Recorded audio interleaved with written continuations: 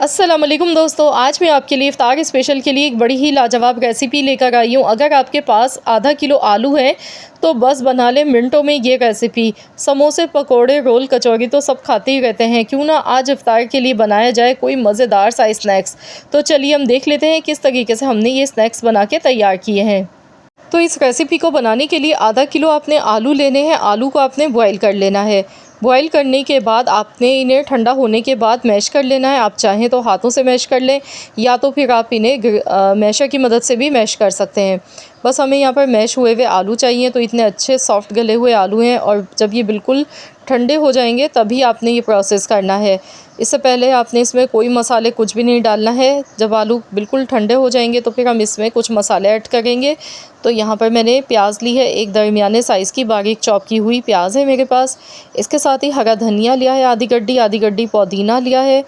मिर्चें मैंने यहाँ पर ली थी, लाल सुर्ख वाली मिर्चें भी हैं मेरे पास और हरी मिर्चें भी हैं। तो यहाँ पर मैंने मिर्चों के जो बीज होते हैं ना अंदर, वो मैंने हटा दिए हैं। तो बस इस तरह से हमने मिर्चें ले ली हैं 3 अदद और इसके साथ ही चिकन इसमें थोड़ी सी ऐड कर देंगे। 4 बोटियाँ चिकन की ली थी। तो मैंने इसे सिंपल नमक डाला पानी में थोड़ा सा और काली मिर्च के दाने डाले थे 5 से 6 अदद। और चिकन को अच्छी तरह बॉयल होने के बाद फिर मैंने इसे श्रेड कर लिया।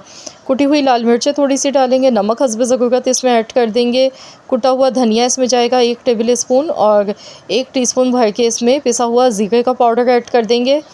अब इसमें चावल का आटा डालेंगे। चावल का आटा डालने से ये कभी भी टूटेंगे नहीं। हमारे जो कटलेट्स बन गए हैं ये बहुत ही ज़बरदस्त बनेंगे। 3 टेबल स्पून भर के चावल का आटा इसमें डालना है।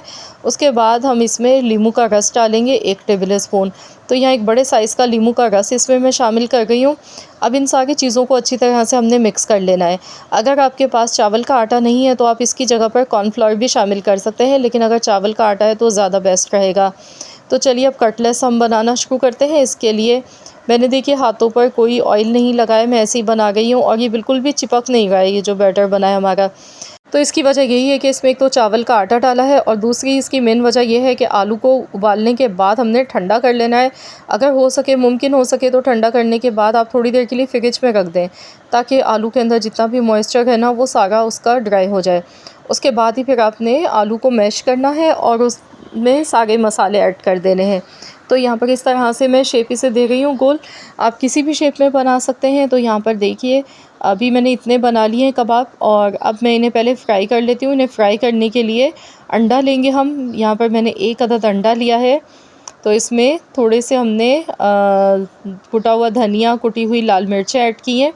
बस इसे मिक्स कर लेंगे अच्छी तरह से और अब हमने इसमें डिप करना है। तो यहाँ एक कटलेट्स हम उठाएंगे और इसे डिप करेंगे अंडे में। तो चलिए फ्राई कर लेते हैं। इसके लिए बहुत कम ऑयल लगता है। यहाँ देखिए पैन में मैंने थोड़ा सा ही ऑयल लिया है, शैलो फ्राई मैं इन्हें कर गई हूँ। और जब ये सारे हमारे कटलेट्स फ्राई हो जाएंगे ना तब भी ऑयल इसमें बचा रहेगा। तो ये बहुत ही कम ऑयल में बहुत ही हेल्दी मज़ेदार से बन जाते हैं कटलेट्स हमारे। थोड़ी सी इसमें हमने चिकन डाली, सिर्फ 4 बोटी चिकन का इस्तेमाल किया है और आधा किलो आलू लिए थे। और इतने बेहतरीन, इतने मज़ेदार आलू और चिकन के कटलेट्स ये बनके तैयार हुए हैं कि आपकी सोच से भी ज़्यादा। तो इफ़्तार के लिए आप लोग भी कुछ मज़ेदार यूनिक सा खाना चाहते हैं तो बस इस रेसिपी को आज ही बना लें। ये बहुत ही मज़े की रेसिपी है। तो देखिए कलर कितना ज़्यादा इसका खूबसूरत लग रहा है दिखने में, बहुत ही अच्छा सा गोल्डन कलर आ चुका है। तो चलिए अब हम इन्हें निकाल लेते हैं और इसी तरीके से बाकी सारे कटलेट्स भी मैं बना के फ्राई कर लेती हूँ पहले और फिर आपसे मिलती हूँ। तो यहाँ पर देखिए माशाल्लाह अल्हम्दुलिल्लाह सिर्फ आधा किलो आलू और थोड़ी सी चिकन के साथ देखिए कितने बेहतरीन और कितने ज़बरदस्त से हमारे ये कटलेट्स बनके तैयार हो चुके हैं। ये देखिए मैं आपको तोड़कर भी दिखाऊंगी। तो आप इसे हरी चटनी के साथ सर्व करें, बहुत ही मज़े के लगते हैं ये, या फिर आप इन्हें केचप के साथ भी खा सकते हैं।